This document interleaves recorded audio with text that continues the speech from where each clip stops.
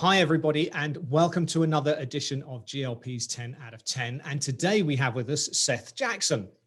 Since starting as a very light technician in 1993, Seth has become one of the more prolific production designers in the field of live entertainment and concert touring. In addition to a 23-year relationship with Barry Manilow, which includes his touring shows, Las Vegas residencies, and Broadway shows, Seth also has enjoyed an 18-year relationship with Toby Keith.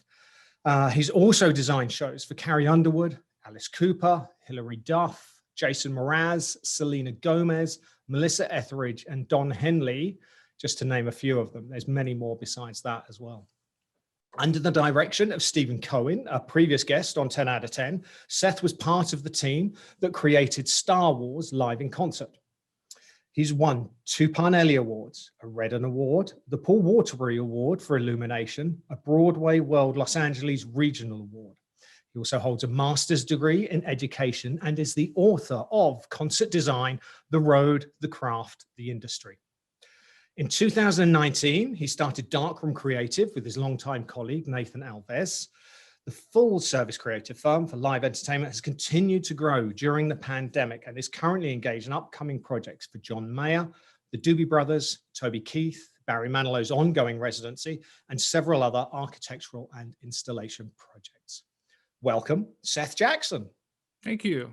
I'm tired now. That's fantastic. Well, and congratulations on starting the new company. I bet that must have been hair raising that you start the new company and then the pandemic. Nate and I decided to do it. We got it going. We merged what was already on the table, and then everything shut down. Right. So. Like, dang, timing's everything. We had one tour for Lauren Daigle that was out for 4 shows. And they had gotten that they got to the first one and they made it about 3 more, and it was like, we're going home. And then that was it. I remember reading something about that one, just go, because it was I know so much had gone into it, going through the rehearsals, obviously getting it out and running, and you get so close right at the start of the tour, and then boom, the shutters have to come down. That was it.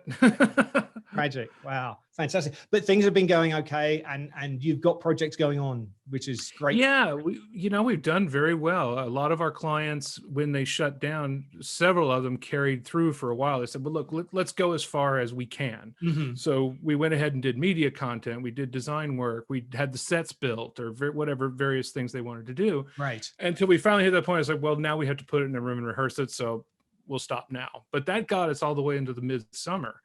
Fantastic.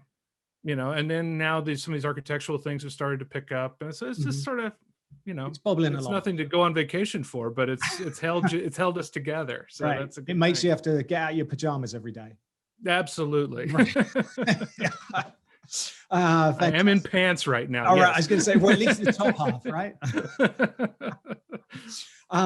Okay, so we have our 10 questions for you, Seth. Yes. So if we wind back towards the beginning of your career, what was your first show as a designer? Well, I don't know if it was the very first, but there was a series of shows that I did that were all a little odd in the interim between finishing college and starting at Verilight. It's probably about a 4-month period there. But the weirdest one, there's a very famous restaurant in St. Louis that's in an old mansion that has a long history of murders and family intrigue and death. So it's haunted, is basically the premise. And people love to go there, have these big ornate meals within the house and all the various rooms. And then you can wander around the place and see if you can drum up any ghosts. Well, the owner decided that he would commission a fellow graduate of mine from the theater program. He said, would you write us a 30, 45-minute piece that told all the stories of the murders and the deaths and all the things that went on in this house over the centuries, and perform it in one of the rooms of the home. And it was a very old bank vault that was huge and had no windows. And right. So that was one of the first lighting jobs, is to light this basically horror story to these people before they go to dinner. Fantastic. But the funny thing was, they wanted to be very spooky and murky. And at that time, and with that kind of budget, which was nothing, right. This was the days, the only thing I knew how to do was, we had the old hot plate that you would heat the salmoniac powder up on that made a haze. Right. So I'm sure I've gassed everybody that came to dinner. But But it looked fantastic. You know, Lico in the corner with a gobo, and the haze was there. And Right. then they told these murky stories. That's awesome. That's awesome. That's a project really you can get creative with. Oh yeah, it was just fun and silly, and we were all just fresh out of college and had absolutely no idea what we were doing. And but that's all right. You can get away with it in that kind of yeah, absolutely experimental. Absolutely. Obviously, you've done a tremendous amount of shows. You've enjoyed a couple of, at least a couple of extremely long relationships with your clients. I'm sure that every show has been absolutely flawless. You've never had an issue at all. Never. But maybe there might have been, or if they were, they weren't my fault. Right, that's right. But has there been one occasion maybe where things didn't quite go to plan?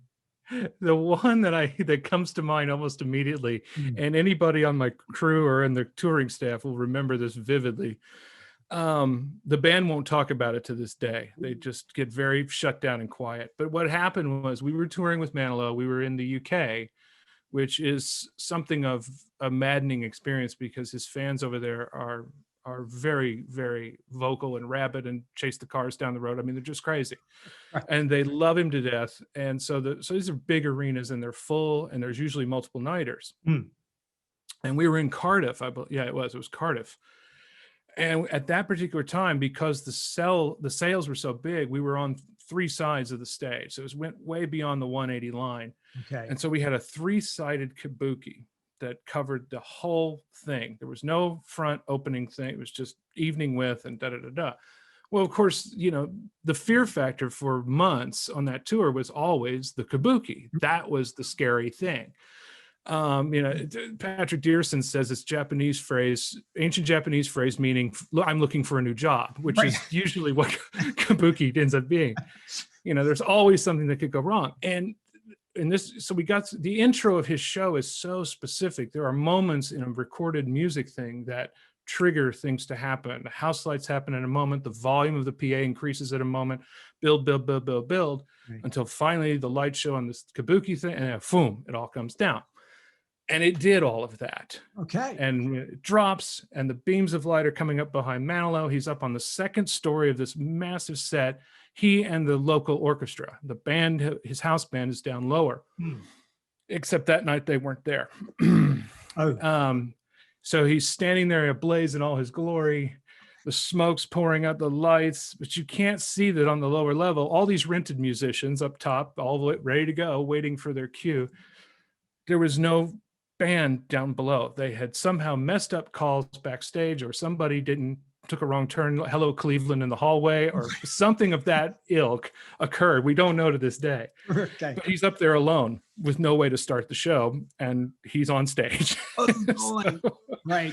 And there's it took what seemed about 2 hours, but I believe it was probably a minute or so. That fortunately his fans were so excited, and he just kind of kept working it a little bit, keep them cheering, wave a little bit, give a little shake. Right. Hey, how are you? And finally they all got into place and hit the downbeat and kicked off the show, and we got through it without a hitch after that. But what a moment. There was a rather unhappy people backstage afterwards. I could imagine. No wonder they don't talk about it to this day. No, yeah. See, those of us that were in front of house and are completely blameless, because it's not my problem. I made it to my post on time.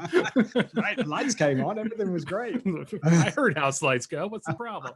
But I'm sure the call back to the dressing room that night was not a. It was not pretty. There was a big shotgun blast that went out. There was nobody going to escape that one. I don't care where you were in the building. Everybody was going to hear about this one. Right. Wow. Well, there we go. But we're all still here, and that was 20 years ago. Well, that's fantastic. Everyone got to keep their job, or you got to. Everybody kept their job. And we didn't cancel the tour. Yeah. There you go. And I'm sure a lot of his audience came back the next night anyway, and still. I had no idea.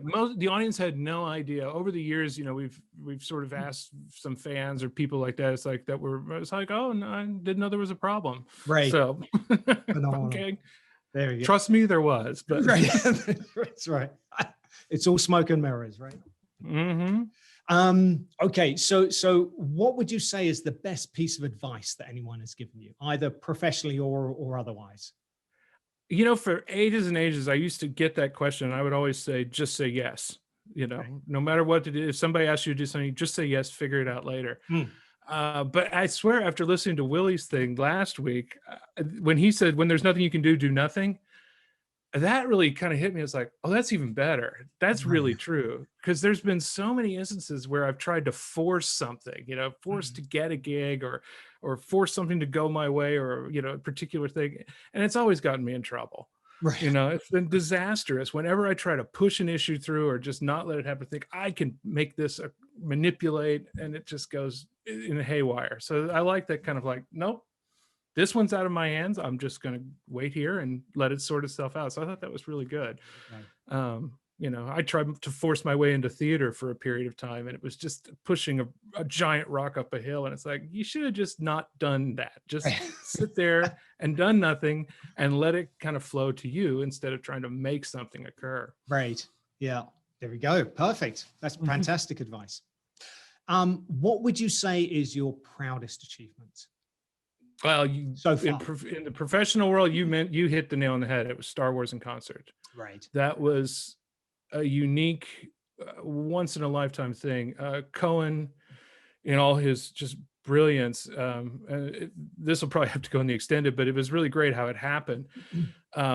Steve was stealing all of my people from Manilow to take to Billy Joel, and of course they were willingly jumping to go to Billy Joel. It's like, why? Of course you would. I was like, can I go to Billy Joel?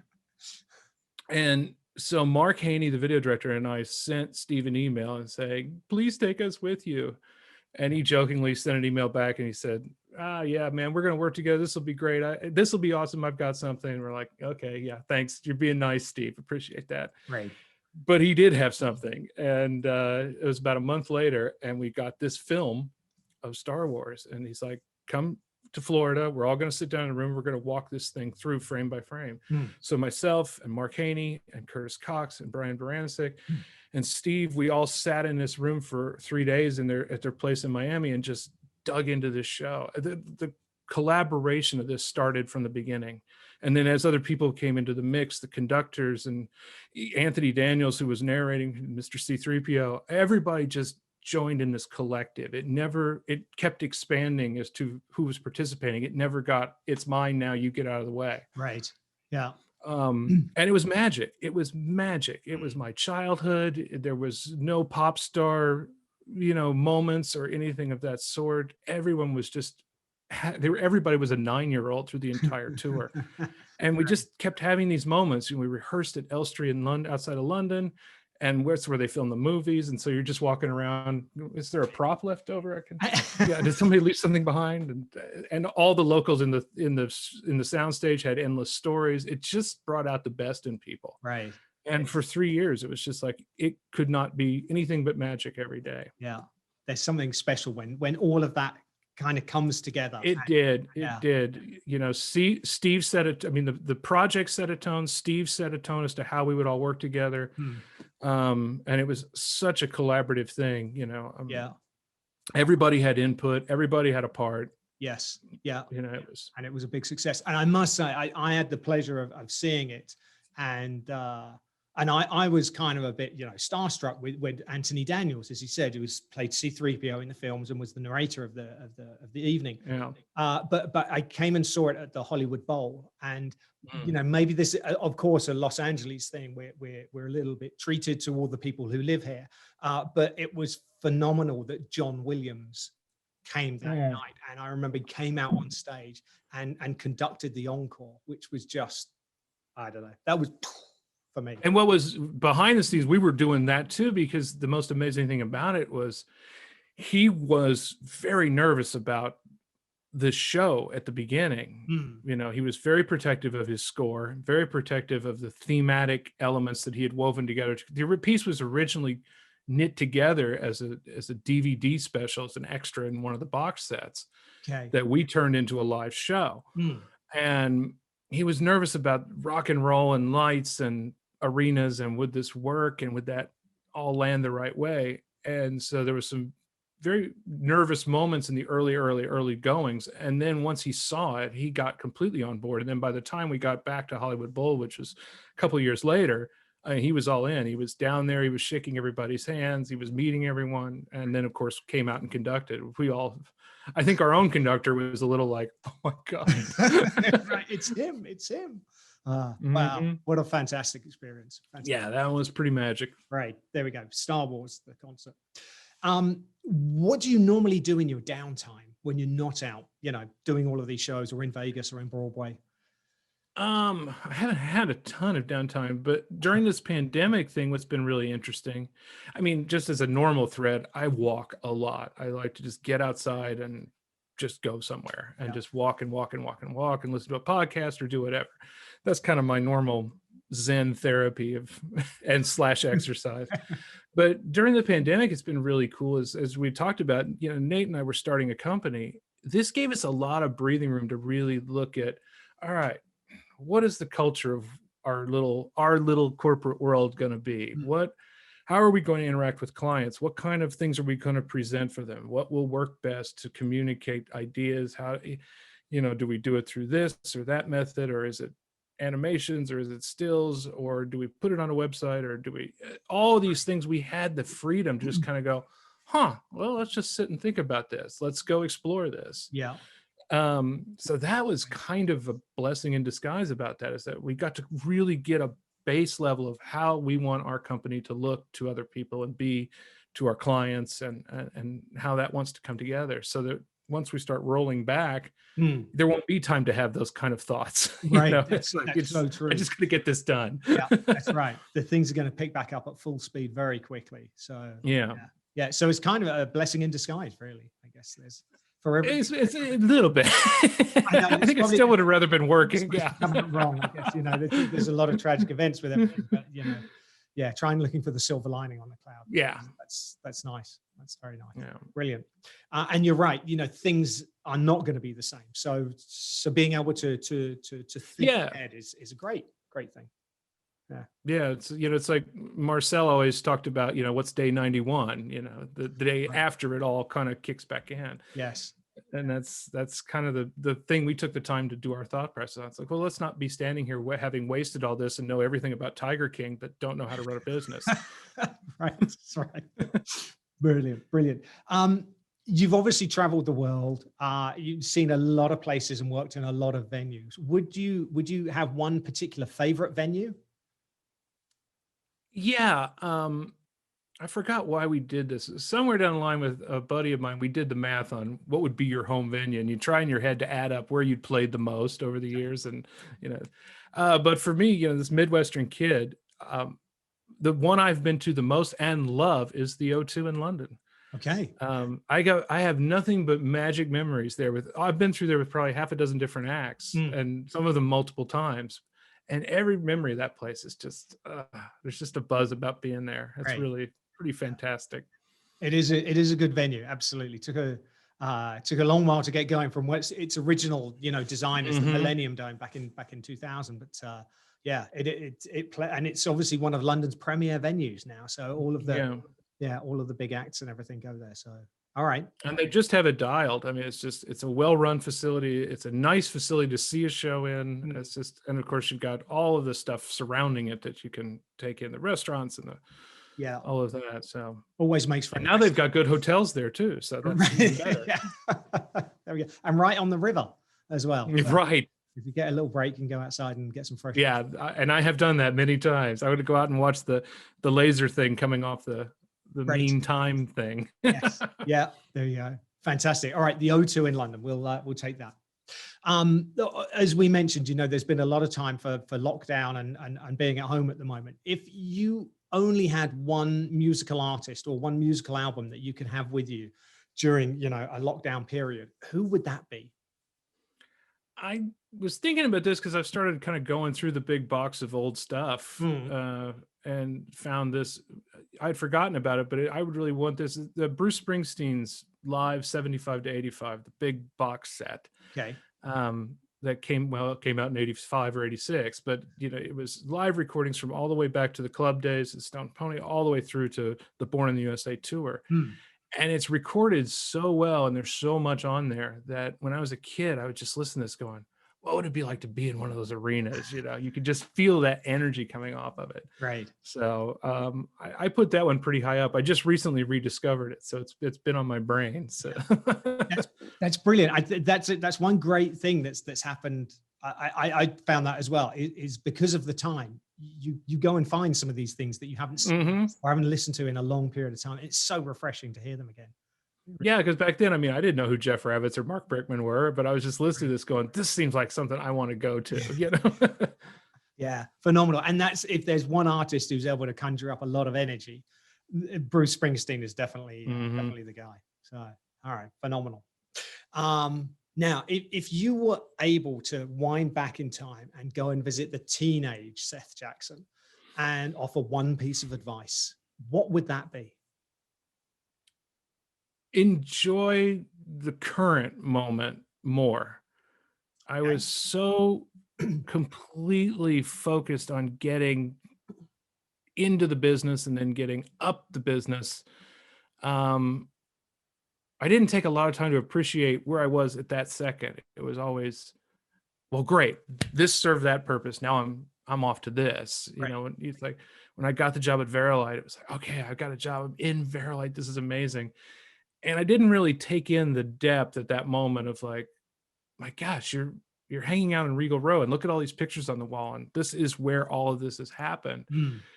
Instead, I was thinking, okay, how fast can I learn this desk so I can learn the next desk? And get, you know, I just always was. And now I look back and go, wow, you should have really just taken a breath or two along the way a little bit more. You stopped and enjoyed it. Yeah, it's just kind of a weird thing. You look back and go, you really rushed through a lot of cool things that you could have just sort of just taken in without giving up your stamina and your drive and all of that. Right. As you say, I mean, yeah, starting a career in a historic building as Regal Row. Yeah. What a great place to start. Youngins don't even know where that is. No, that's right. That's right. Look it up. Google it. Okay, Google it. Now, is that, I don't know what it sells now. But I wanted to mention, because recently you published your first book that we mentioned in the beginning there. So I'm guessing obviously some of this is coming through in the book. I must say at this moment in time, I haven't had a chance to read it yet. But obviously the advice to you know, the next generation, because the book is really about, you know, how to get a career, right? And how to, because this isn't something we see advertised in the newspapers very often, what we do in our industry. No, that was the big thing when Richard Cadena brought this up to me several years ago, and it took me a long time to actually get down and do it. In fact, there was 2 or 3 false starts where it's just like, this, I don't have what I want to say. Right. And I finally got to that point, you know, that there isn't any instruction for this. It's a very closed industry. It's a very small little world. And though it is growing and expanding and becoming a very professional, very civilized place to be, and a very legitimate part of the business and the industry of this lighting thing, it didn't start out that way. And there's still a lot of that culture in there, that we're our small little bubble. And if you connect with one person here, this guy all the way around here is going to know about you, whether you realize that or not, because it's integrated. So the book had a big portion of it that became about how do I get in the bubble and how do I not screw it up once I'm in the bubble?